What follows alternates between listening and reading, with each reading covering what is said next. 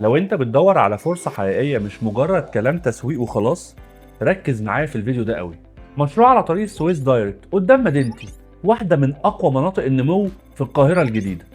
والمشروع مش فكرة، المشروع بدأ تنفيذه بالفعل، ووصلوا لنسبة إنشاءات أكتر من 40%. يعني قبل ما تدفع جنيه هتشوف وحدتك بعينك. التسليم متشطب بالكامل بعد 3 سنين.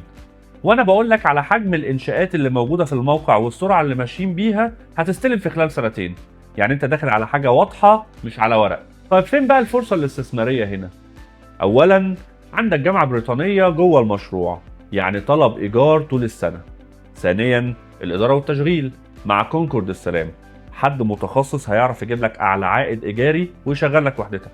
ثالثا بقى وهي الاسعار، واللي بالمناسبة هي لسه في بدايتها. يعني مثلا الثلاث غرف بتبدأ من أول 7 مليون 500.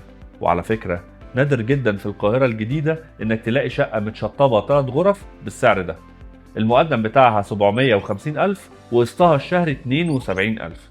أما بقى الغرفتين فهي بتبدأ من أول 6 مليون 300، مقدم 630 ألف جنيه وقسط شهري 60 ألف جنيه. والاستوديو بيبدأ من 3 مليون 200، ومساحته مش 30 متر، دي 61 متر، يعني مساحة مرتاحة. المقدم بتاعه 320 ألف وقسط شهري 30 ألف جنيه لمدة 7 سنين تقسيط. السوق دلوقتي مش مستني، والمشروعات اللي فيها تشغيل حقيقي وطلب ثابت بقت قليلة جدا، وهي اللي بتكسب. لازم تكون فاهم قيمة المكان مع الجامعة والإدارة، لأن أنت قدام فرصة مش هتتكرر كتير. لو عايز تفاصيل أكتر سجل معانا وهنتواصل معاك.